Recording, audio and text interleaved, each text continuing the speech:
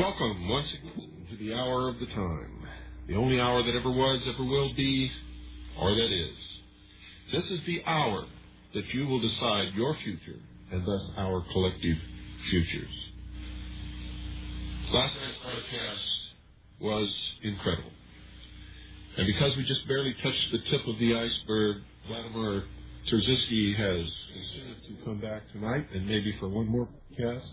We'll see how it goes tonight. And talk about these incredible flying machines that was developed many, many, many years ago that people now call flying saucers or UFOs. And we left off with the development of several models of flying saucer-type craft by the Germans during World War II and before World War II. And I believe we were talking about the development of the first jet aircraft when we had to sign off in our last episode of the Hour of the Time. So once again, I'd like to welcome you, Vladimir, to the broadcast. And tell you once again what a pleasure it is to have you with us and to be able to bring some of this hidden technology out into the open so that the common man, people just like you and I sitting in their living room who haven't had access to this, can finally, for once in their life, begin to see the light at the end of the tunnel, get some answers into their life for some of these questions that people can't get answers to. Why is this technology, why is this hidden? Why when you go to find out these things and you go to research it, like you and I both found out, there are so many blocks put in our way. We find that books have been classified and taken out of libraries, and we find that librarians raise their eyebrows and go off and make a phone call and things. We find that Orwell is an understatement in many cases. You're talking about George Orwell. George Orwell and his 1984 scenario is an understatement in many cases. Correct. The way such sensitive information is treated.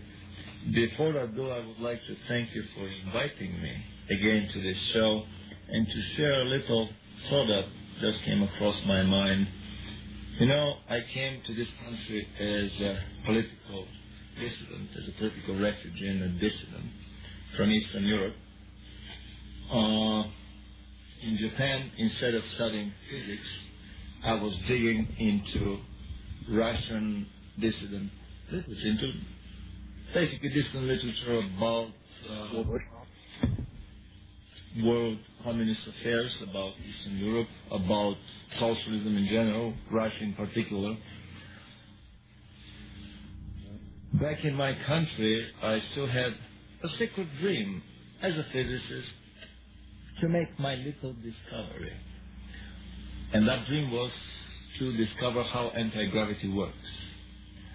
Funnily enough, I was able to answer my dream, to find the answer to that dream, through my dissident diggings into alternative scientific, quasi-scientific, or non-scientific, let's call it anthropological literature. Sure.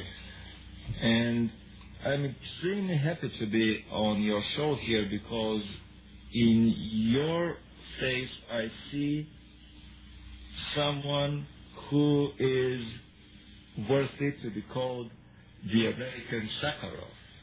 Let's make some parallels between the two evil empires.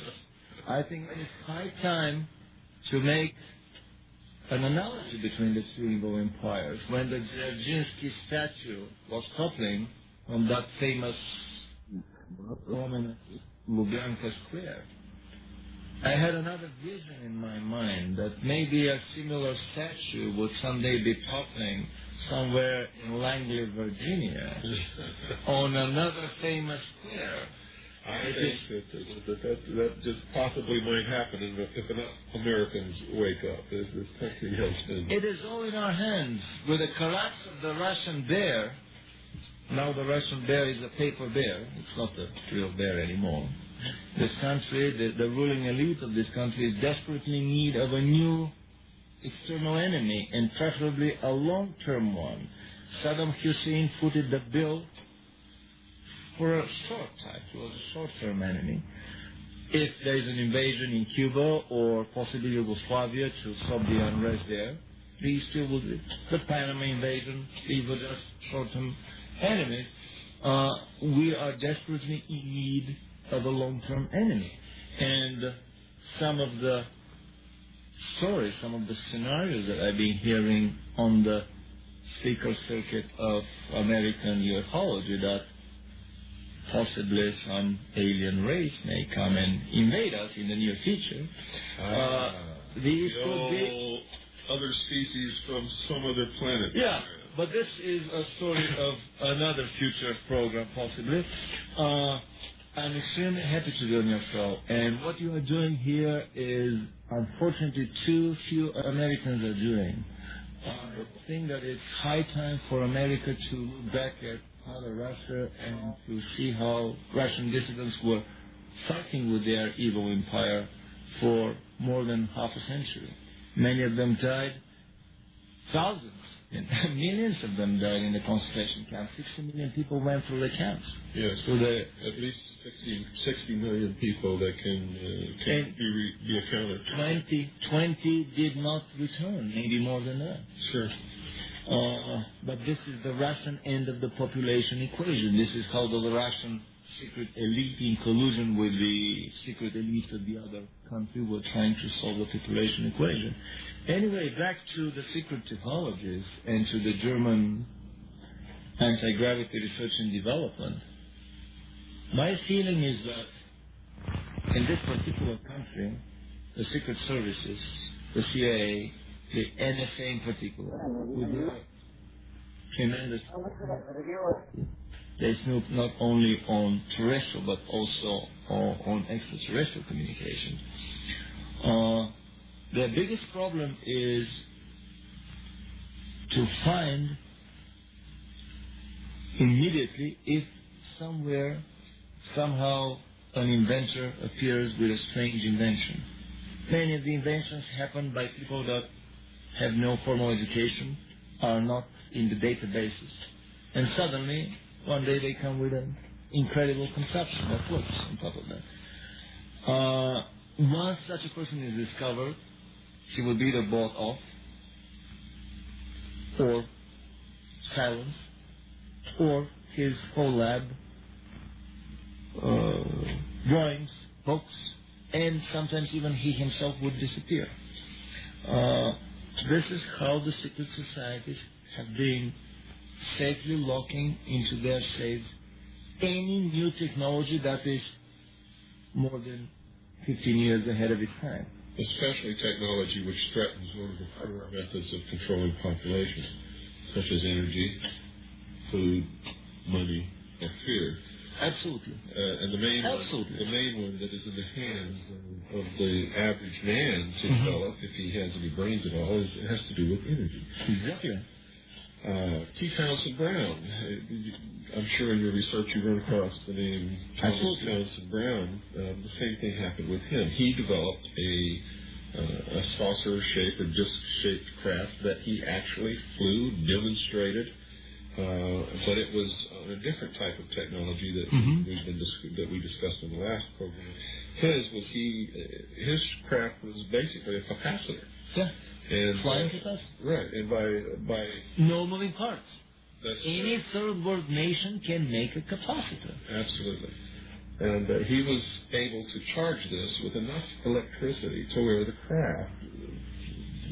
Now, I don't really understand how it happened, but I know that it flew. And immediately, he was approached by the Office of Naval Intelligence. His entire lab was packed up. His technology disappeared, all of his notes and books and drawings. And the next thing you know, he's a naval officer attached to the Office of Naval Research and never talked about his invention again. Exactly. I don't know what they did to coerce him into doing He that. was smart enough to sell himself. Basically... Well, he stayed alive. He said, well, I'm going to take all of my technology with you. If I keep my mouth shut, will you let me go and work on it? That's probably what he said. Exactly. And he derived no benefit from any of it for the rest of his life, and certainly it was not used in the war or anything to protect his country, so its use of national defense didn't even... At a time of a phony Cold War, of a Mickey Mouse Cold War, that we know that behind the back of this Cold War, raging Cold War, quote, quote, they had tacit, quiet cooperation in the exploration of the moon, Mars, with the creation of the survival and evacuation colonies there, and way beyond the solar system with doubtfully produced incredible flying saucers, basically along the Star Trek scenario. NASA has actually functioned as the Roman circus in this passion play. Absolutely, and we'll come to that.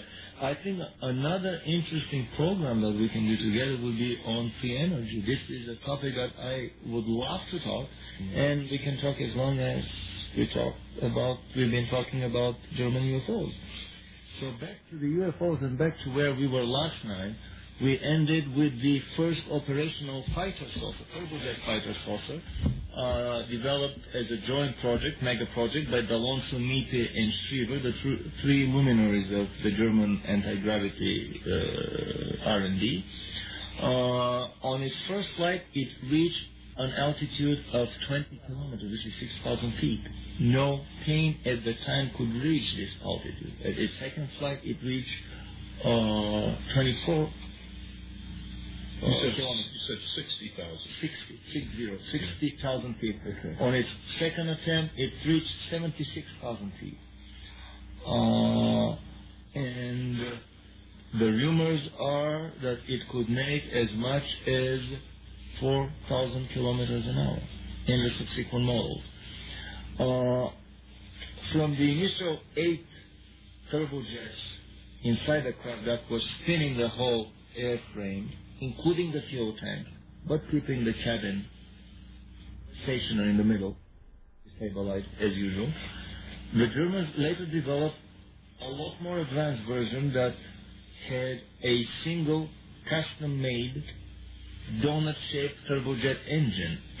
If you do a topological transformation in 3D space of a standard salami-shaped turbojet engine, if you flatten it, shorten it, and flatten it to the shape of a pancake, and then open a hole in the middle, you don't need the middle anyway, then you can drop the cabin in that hole, gyroscopically stabilize it. It would not spin. Everything else around that cabin would be spinning. The whole hull of the ship would be spinning one way. The inside of the ship, in this case, the air compressor that is coupled to the gas turbine would be spinning the other way. Incredibly simple. This was kerosene burning, air breathing turbojet saucer made of the alloys that they were using for their airplanes. The navigation equipment was the same. Everything was the same. They were just utilizing a different physical principle that is so simple and childish. I've been observing publications, even in Scientific American, which is basically a secondary school level physics publication, judging from European school standards. Even in that magazine... I'm glad you say that, because judging from standards here in this country, it's nowhere near a secondary school publication. Our secondary schools have sunk to the level of... I'll tell you the truth. People used to come out of the 8th grade in the 1800s know more about reading and writing and arithmetic than people who come out of our secondary schools in this country today.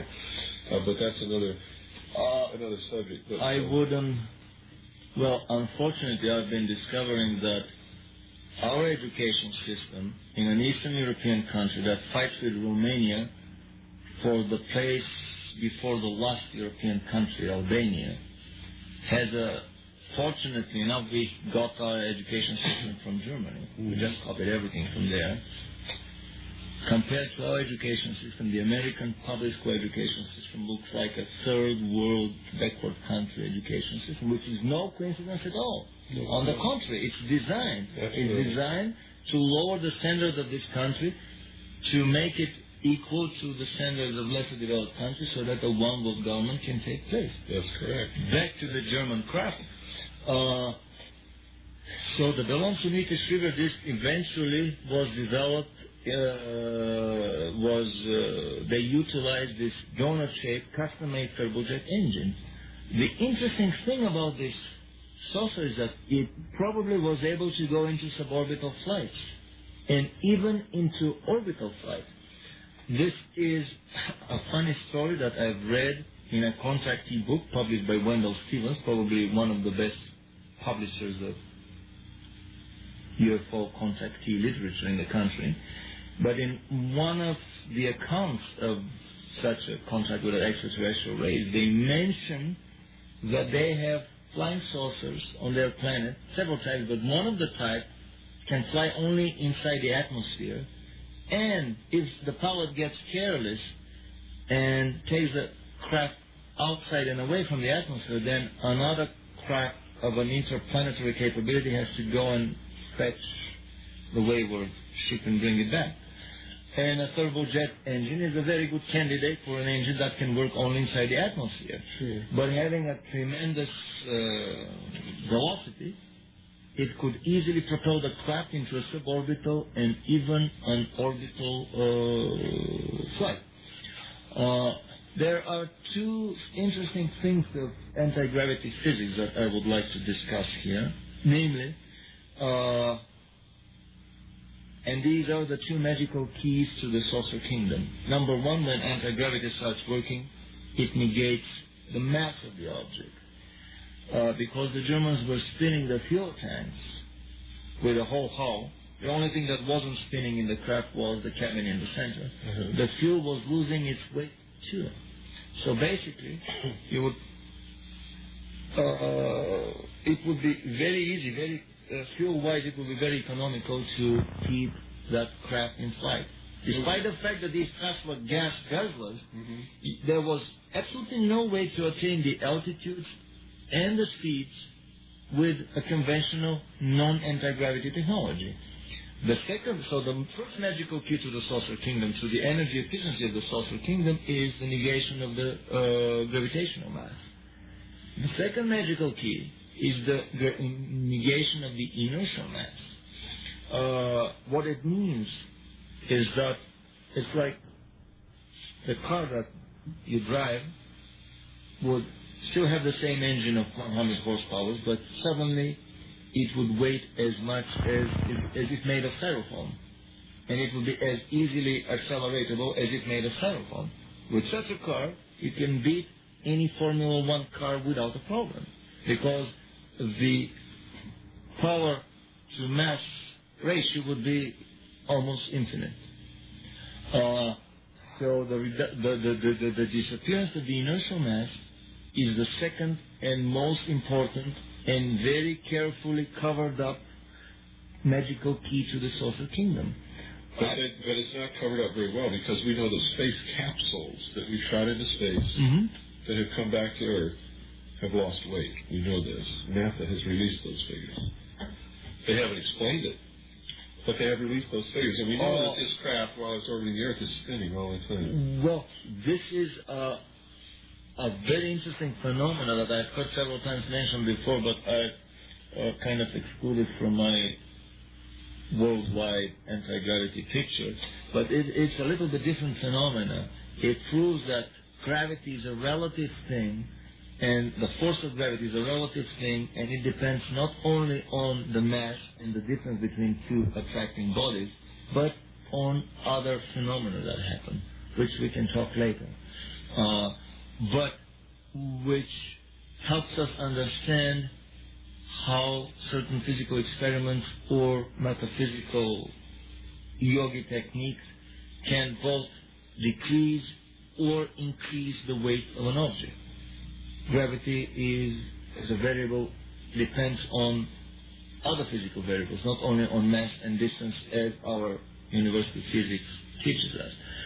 Anyway, because of these two magical keys, the negation of both the gravitational and the inertial mass, even a turbojet saucer can fly into suborbital and even an orbital flight. Not only that, but I've heard rumors that even a ramjet supersonic plane can go into an orbital flight.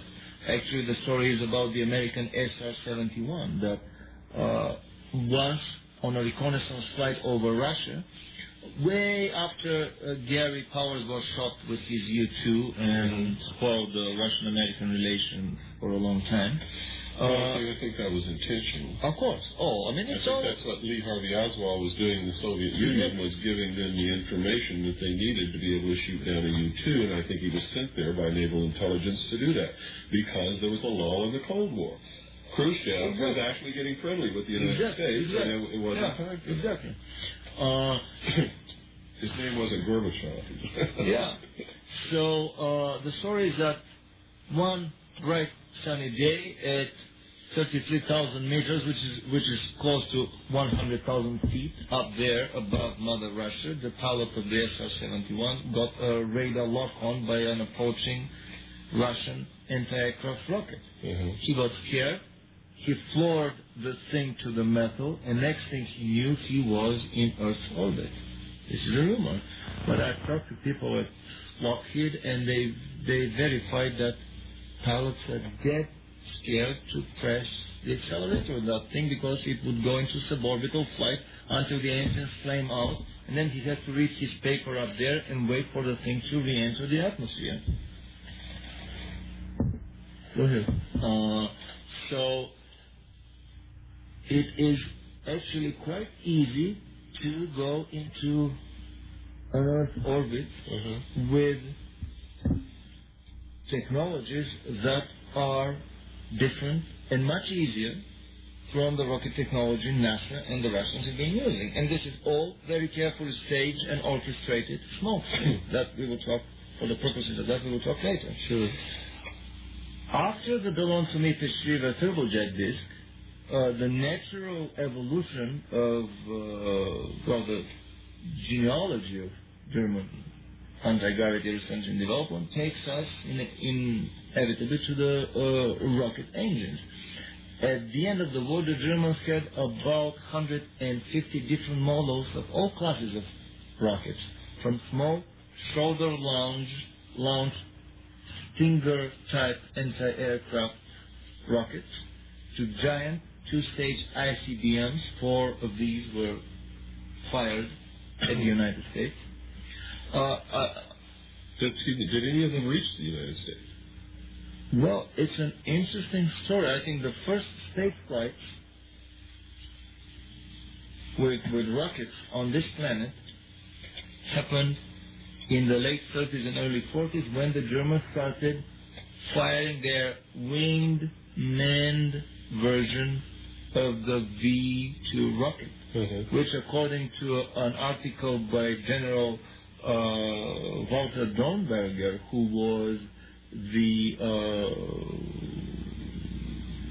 in charge of Peenemünde, and this is a story from Peenemünde was for the rocket research. Yeah, the rocket research. I mean the German Cape Kennedy. Yeah. On the Baltic coast, almost up north from Warsaw, quite to the east from Germany, away from England and the Allies. So the V-2 would reach an altitude of 120 kilometers, which is about 20 kilometers above the usual heights of the orbits of the Vostok, the Gemini, and the Mercury capsule. So the first suborbital flights were not by Walter Schirra in the late 50s, but by Germans in the early 40s, 15 years earlier. The Germans developed a two-stage giant ICBM called the America Rakete, the America rocket. The second stage was a standard V-2. But the first stage was, a V-2 is about 3 stories tall. The first stage was about 6 stories tall. So the total rocket was about 10 stories tall. We're talking about 10 by 3, we're talking about 30 meters, about 100 feet tall rocket. It's a monstrous rocket. And the size, the height of the assembly hall of the Peenemünde production facility clearly proves that this is not a 3-story tall facility. It is a 10-story tall facility. It simply dwarfs the human beings and the railroad cars. 4 of these rockets were fired at the United States, and the rumor is that the second stage was a winged man version on some of these or all of them. These rockets would reach apogee of 350 kilometers. This is the maximum height up from the Earth's surface. You're talking about intercontinental ballistic missiles. Absolutely. And this is a height that's about 3 times as high as the usual space flights. Mm-hmm. They developed spacesuits, and I just discovered about 3 days ago a photograph of the first German spacesuit, which looks even more sophisticated than the Gemini, the Mercury spacesuit. The Mercury spacesuit basically is a modified high-altitude airplane. Sure. Anyway, so I think these were the first space flights with rocketry on this planet. Back to the rocket-powered flying saucers. At the end of the war, the Germans had about 150 models of rockets and probably more than 100 models of rocket engines running on different kinds of fuel. Werner von Braun was not the only genius of German rocket building. There were many other names that we never heard anything about. Sure.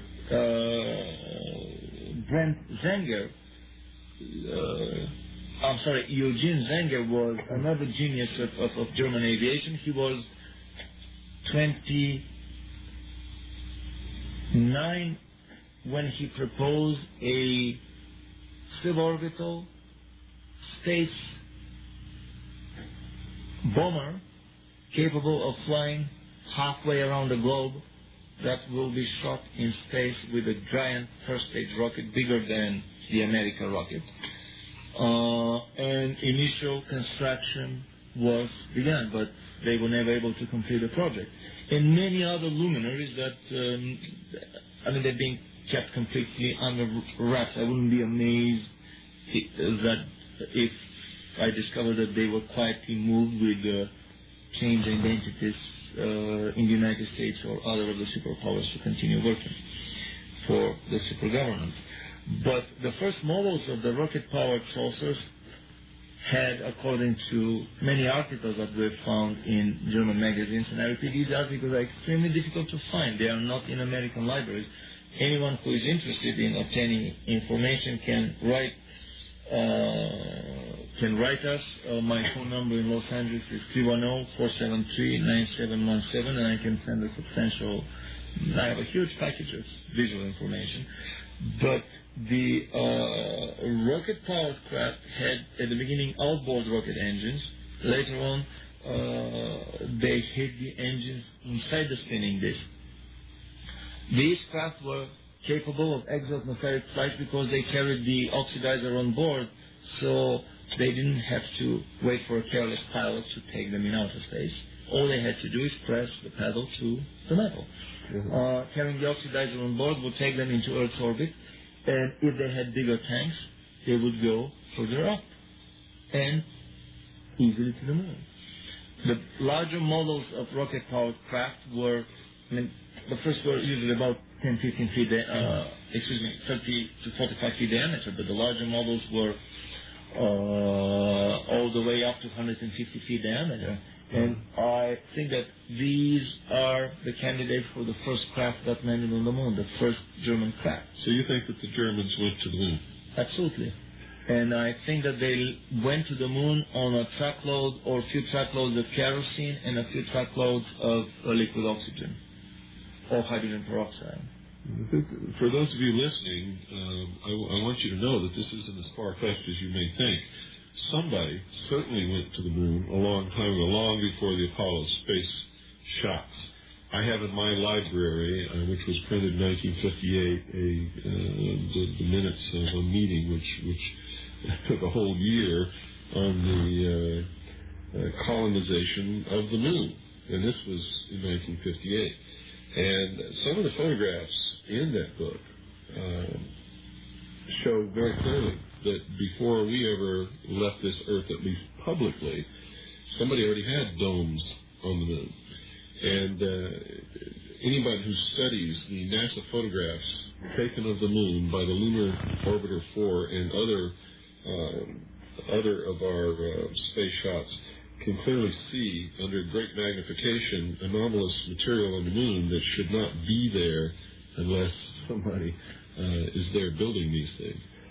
They're actually structures, buildings, domes, tracks of vehicles, all kinds of things. So, and don't be too quick to poo-poo this. I mean, you can go down to your local library and get these books, make sure that they're printed by the U.S. Government Printing Office, published by NASA, and take you a big magnifying glass with you, and you go over those pictures. Spend a few hours and just go over those pictures, and you'll begin to see things, and amazing things. You will not believe your eyes at first until you figure out that you're really seeing what you think you're seeing. And Fred Stecken's book, We Saw Alien Bases on the Moon, is a very good introduction in that field, coming with original NASA photos with the catalog numbers under every photo. That's correct. And so, but I'd like to point out that it's not necessarily alien as in from some other world in some other galaxy. It could be alien as in World War II German, or it could be alien as in Canadian, because we know that there are secret space programs where several of the major nations have been cooperating in secret for many years. One good book to read, if you can find it, and so far this book has not been suppressed, it's called Envoys of Mankind. And I forget the authors. It's two authors. One of them is Richardson. And they're experts in space law. And in this book, Envoys of Mankind, they actually document the existence of a secret space program wherein we were cooperating with other nations to actually do things that we weren't supposed to be doing. That are beyond the wildest imagination. That's correct. That would dwarf the wildest fantasy. As I've told you in previous programs, folks, science fiction is no longer fiction. Science fiction is science fact. What they're doing in secret is so incredible that it would make George Lucas and Steven Spielberg drool with envy. They are at least, and I'm being very conservative by this, they're at least 50 to 100 years ahead of what the public conceives as the state of the art of any technology. And science fiction is used as an educational tool to bring the public, to bring the young generation of the public to a better acceptance, to an easier acceptance of these incredible devices. So, going back to the rocket-powered craft, I have absolutely no doubt that these craft were able to fly outside of the atmosphere, that they had exo-atmospheric capabilities. This can be seen in German newspaper articles. There is a very interesting crash that happened in Spitsbergen in the early 50s of a Russian-made disc. I have a Xerox copy of the original German newspaper, June of 1952, that describes in great detail that a 47-meter diameter Russian silvery disc crashed in the northern parts of Norway. It had a plexiglass cupola that broke on impact. It was probably unmanned because nobody could be found in the cabin. The dashboard was all written in Cyrillic letters. The altitude meter was graduated to 100 kilometers or 160 kilometers. We have a little problem with the quality of the Xerox copy there, but at least 100 kilometers is basically the altitude of the Vostok and the Apollo and the other, the Gemini spaceflight. Sure. And an altimeter wouldn't be able to measure much beyond that anyway. Oh, probably they use radar or whatever other alternatives. And the distance of flight was 30,000 kilometers, which is 3/4 the circumference of the Earth. This is not no bomber at the time could do that. Mm-hmm. The only way that this could be achieved is through the incredible efficiency of anti-gravity propulsion, that it negates the inertial, it negates the gravitational mass. So I have absolutely no doubt that the Germans were able to go in space with their rocket-powered craft. Standard V2 rocket engine, standard V2 fuel, same fuel tanks, same aluminum for the outer and inner hull. The Germans also developed pressurized cabins. They had pressurized suits. There is absolutely no technological barrier to prevent them from building this stuff. No, of course not. People seem to think there's some great mystery about going into space. Going into space is no different than going down underwater. Exactly. One, you have a decrease in pressure. The other, you have an increase in pressure. Yeah. And the only thing they overcome is a breathing mixture and to be able to withstand either a negative pressure outside the hull or a positive pressure outside the hull. And there is no mystery about it whatsoever. In fact, they made so much of the so-called advanced technology in the space program. It's not advanced technology at all. What it is miniaturization. The technology has been around for a long, long time, but what they've done is they've been able to miniaturize it. And also it is a hierarchical climbing into higher classes of energies that are better and more easier able to control the lower classes of energies. Right. So at that time of my research, I thought that I have wrapped up and I've discovered everything there was to discover, only to find out that I have barely scratched the surface. That's what happened to me. Every time I do that, I realize that I haven't even begun. Yeah, all the stuff that I know, no matter how much research I've done, no matter how many books I've read, no matter how many hours I've devoted to studying something, what I ultimately find out that I know is less than a drop in a 55-gallon drum compared to what there still is left to learn. So I quit making those kinds of judgments. I have always believed in the maxima that the universe is not only more complex than we imagine, but it is way more complex than we can imagine. Yes. So at this happy moment, I met a character that is well known in the alternative science, avant-garde science, and black project science and UFO community. An ex-scientist and engineer by the name Albilik. And he casually mentioned one day that, but you know, the Germans landed also on the moon. I knew that he had extensive contacts in the Black Project scientific community and in government, Secret Service community. But still, that was too much even for me. With my extensive library, I probably have one of the largest libraries in the country of German UFO-related material, German flying saucer-related material. I went back to my files and started thinking, and a week or 2 or 3 passed. I've discussed this brave notion with a friend of mine, and suddenly I realized that there is absolutely no technical impossibility, that it was technically and engineeringly feasible for these rocket-powered craft to go to the moon. Sure. And then one day I was pouring and re-examining again for I don't know which time one of the drawings of a much larger craft. I would call it a flying dreadnought built by Schriever. It was an interesting engineering drawing published by an underground publishing house in Germany called Samizdat. I'm sorry, it was published in an underground journal called Brisant, distributed by Samizdat, sometimes in the 60s, but impossible to find. Even Harbinson conveniently claims that his only copy was lost by the publisher and now cannot be located anymore. His only copy of this drawing. The poor drawing that I had... was his drawing the same as yours? That I don't know, but I was able to explain exactly what I needed, and he said, well, it was lost at the printing house. Anyway, in that big drawing, the size of the craft is monstrous. The size is 60 meters diameter, which is 180 feet diameter, 30 feet tall without the legs. With the legs is 45 feet tall, which is about close to 150 feet diameter, 150 feet height. And I started digging into the drawing to find other supportive clues that really this was such a big height and not just a small UFO, let's say 40, 50 feet diameter.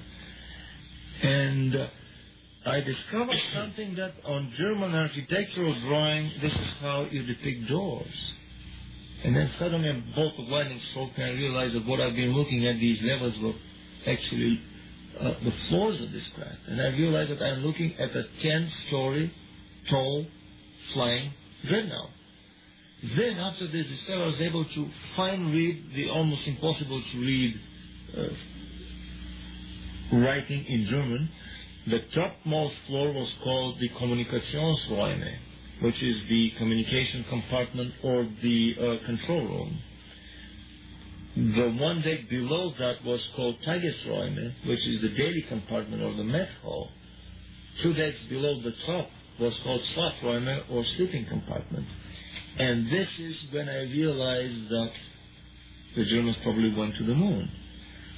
The authors of the book that this drawing was initially published mentioned that it was altered on purpose by the West German government so that it cannot be duplicated by other powers. It was an interesting design of a hybrid turbine/electromagnetic propulsion that we are going to talk in a minute. We'll still have 2 minutes time. But I realized that one does not need a sleeping compartment in a craft that can circle the Earth in about an hour and a half, 2 hours. That's correct. I mean, even if the Germans were going to their South Polar colony, and this is something that we are going to talk later on, because it pertains to a lot of other subsequent developments of the New World Order. Even that flight from Berlin to the South Polar colony in Neuschwabenland would take half an hour, maybe 1 hour. You don't need a sleeping compartment for such a short flight.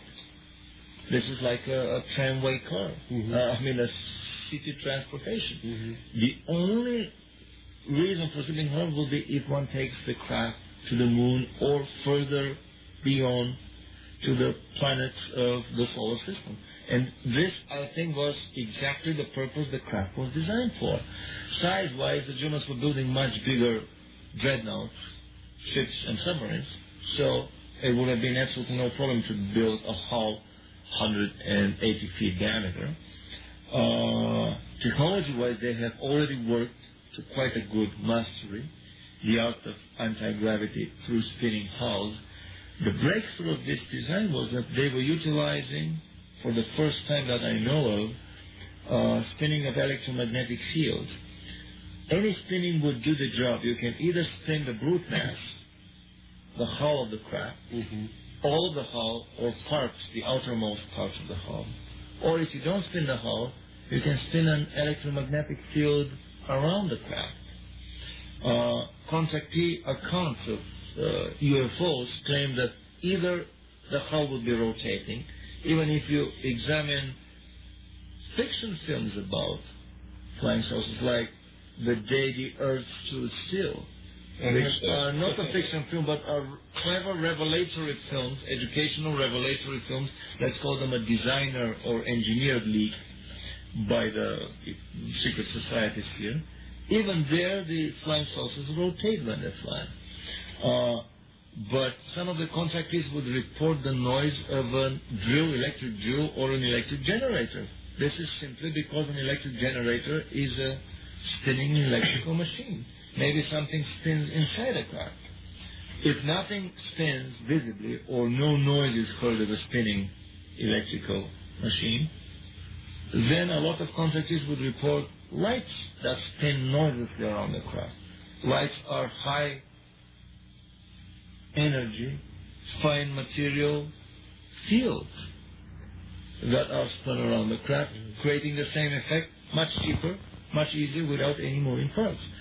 So the road to a more efficient flying saucer, or to answer the big question, how to build a better mousetrap, a better flying saucer, is to get rid of the spinning brute mass of the hull, of the spinning material parts, towards a spinning magnetic field around the craft.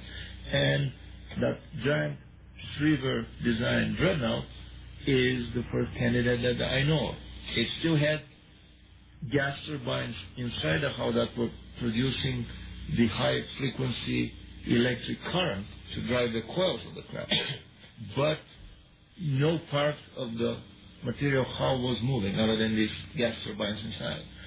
It was using standard fuel, basically rocket fuel, kerosene and liquid oxidizer, probably liquid oxygen.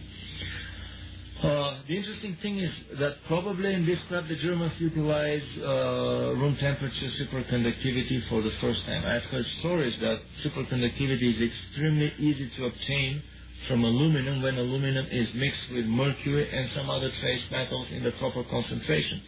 They would create dendritic straight linear crystals that would actually serve as a superconductivity conductors. We may safely conclude that all of the research on superconductivity is done on purpose along the wrong avenue just to keep this additional revelation from coming before the schedule of the Illuminati. If a technology is blacklisted, it is blacklisted as long as they have decided to keep it secret. So the first instance that I know of superconductivity came out of a technology from Wright-Patterson Air Force Base. I have a memo that outlines the entire process. I have a publication of a guy from Wright-Patterson, scientific publication. I got immediately suspicious that probably he got the idea observing some crash disk. Terrestrial or extraterrestrial doesn't matter. I mean, physics is the same all over the universe. So I have a feeling that the Schroeder electromagnetic dreadnought is probably the first big disk that landed on the moon and took the hardware and the people that started working and digging the German underground moon base there somewhere in the during the middle of the Second World War, 42, 43. By the time the war ended, the Germans already had a working moon base, which is not that difficult to obtain. We already know extensively from the literature that there is breathable atmosphere on the moon. They've been lied about that by NASA, and we can talk. Well, so I showed you the colloquium on the lunar base planning, and what was one of the chapters? Moon atmosphere. Yes. I have a NASA official documentary film that, funnily enough, shows the American flag fluttering and waving crazy, buffeted by the moon's winds in a supposedly vacuum environment with no atmosphere.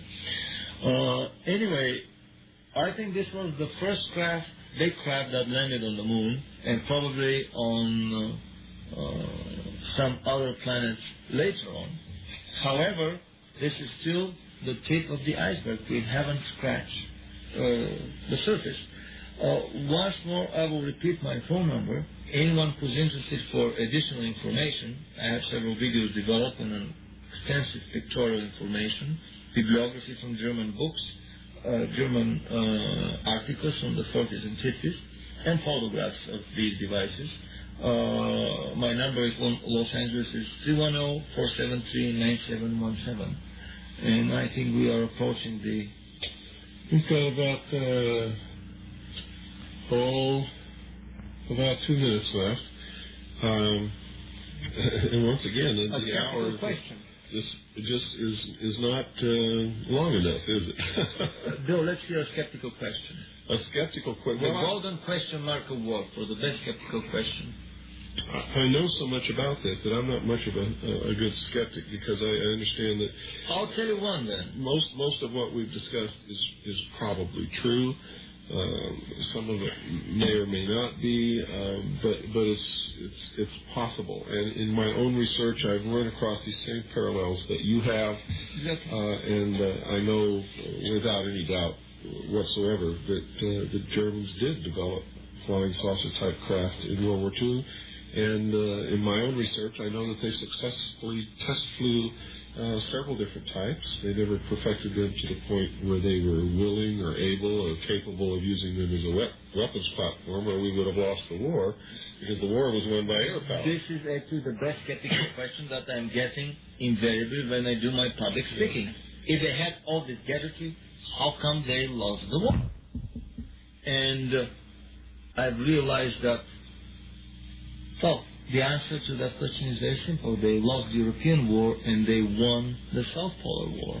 They may have won the world.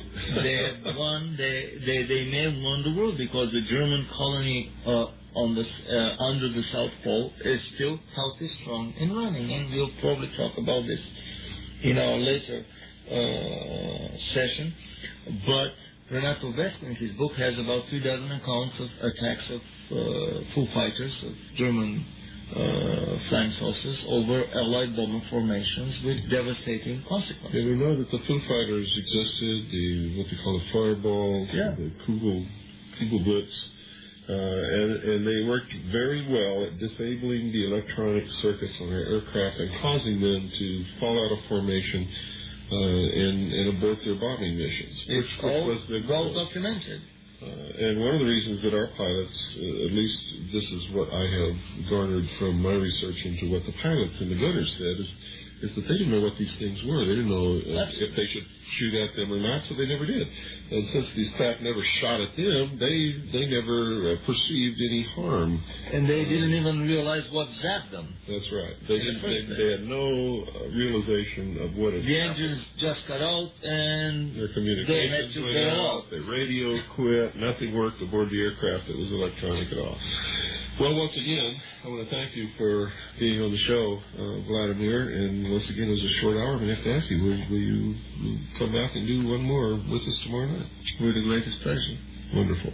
With the greatest of all pleasures. Wonderful. And for all those listening out there, I urge you to keep an open mind. I also urge you to do what I've always told you before and will continue to tell you. Don't believe anything you hear from me. Don't believe us. Just do your homework. That's right. Learn to do your own research and don't believe anything from anybody, not even your own mother, unless you can substantiate it through your own efforts. Good night, and God bless you all.